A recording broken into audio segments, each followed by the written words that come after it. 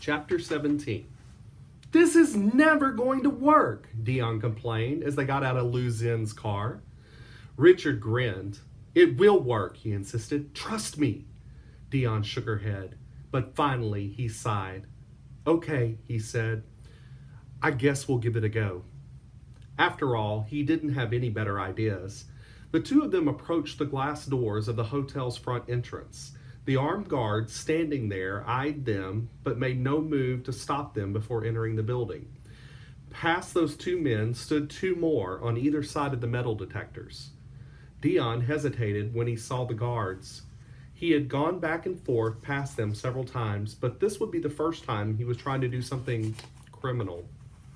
"Go," Richard hissed behind him, and Dion took a long, lurching step forward. He wobbled on his feet a bit, and a heavy, unzipped duffel bag slung over his shoulder slipped free. "No!" Dion shouted, lunging for the bag, but there was simply no way he could get to it in time. The bag hit the ground, falling completely open, and out spilled a huge pile of posters and snacks. Papers, chips, cookies, and nuts everywhere. Dion moaned, dropping to his knees and grabbing the bag. I'm really sorry," he told the guards as the hotel staff who were hurrying over. "Don't worry, I'll pick it all up. I'm really, really sorry." He started scooping up posters and shoving them back in his bag. Several of the hotel staff started to help him gather everything. The guards didn't bother to help. They were laughing, however. This was probably the funniest thing they'd seen in a while. Richard was walking past them, and they barely even noticed him. Finally, Dion had everything back in the bag. He rose to his feet, thanked everyone for their help, apologized again, and then stepped through the metal detector. It didn't beep, and with a wave at the guard, Dion headed for the elevator. Richard was already there, and together they waited for the next elevator. Richard was carrying a bag too, but his was a little smaller. It also matched his coat so well that it was difficult to notice. They rode up to Dion's room together. Once they were both inside, Dion tossed his bag on the bed and took the smaller bag from Richard. Setting that bag down more gently, he carefully unzipped the side that had been closed. Then Dion reached in and lifted Gobi out. "So, what do you think?" he asked her. "Your first elevator ride. Far as I know, did you like it?"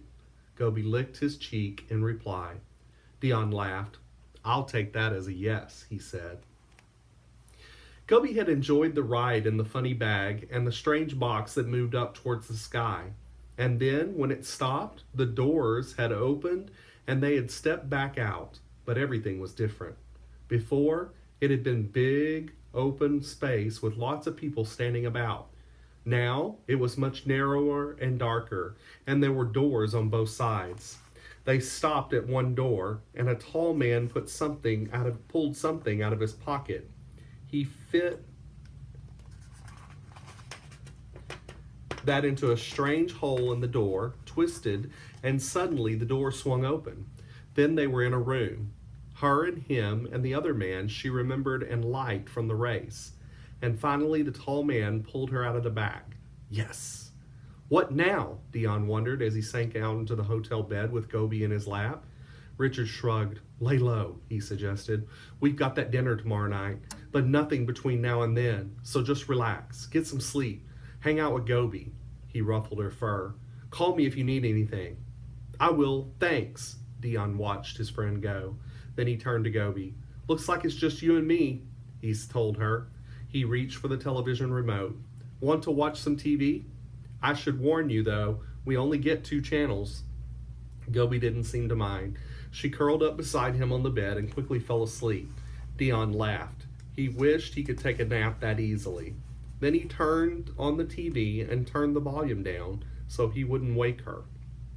The rest of the day was quite nice. Dion fell asleep for a while as well. When he and Gobi both woke up, he balled up some of his socks and tossed them so she would have something to chase and rustle and bite.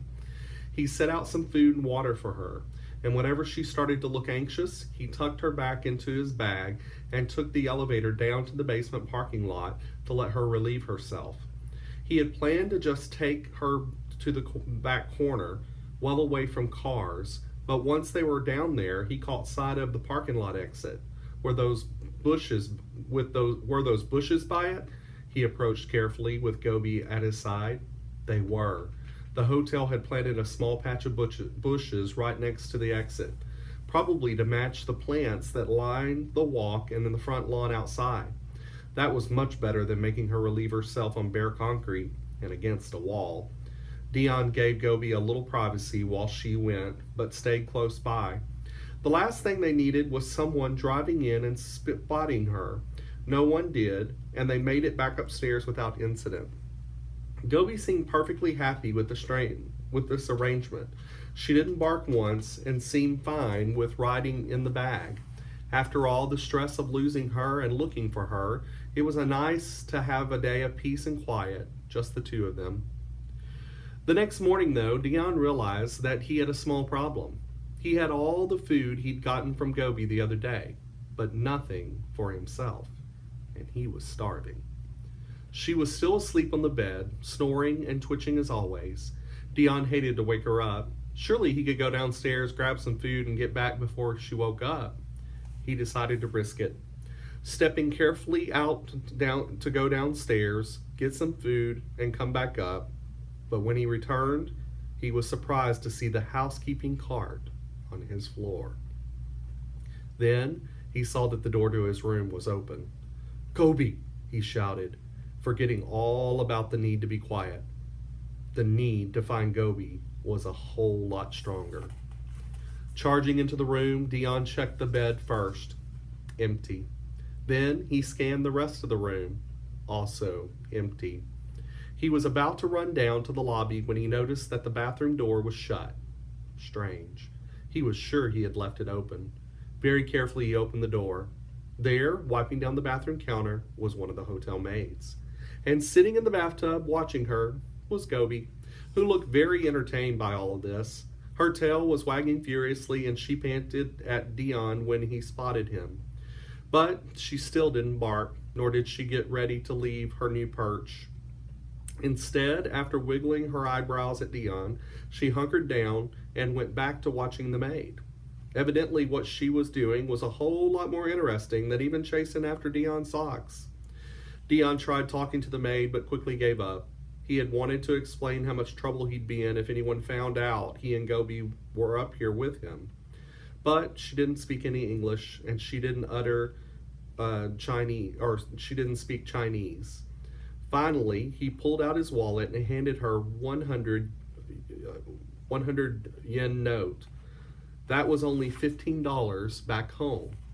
Then he mimed, not saying anything about Gobi. The maid nodded. Whether she actually knew what he said or not was a whole other story. For right now, she wasn't running downstairs to tell the manager that Dion had smuggled a dog into his room. That would have to be enough.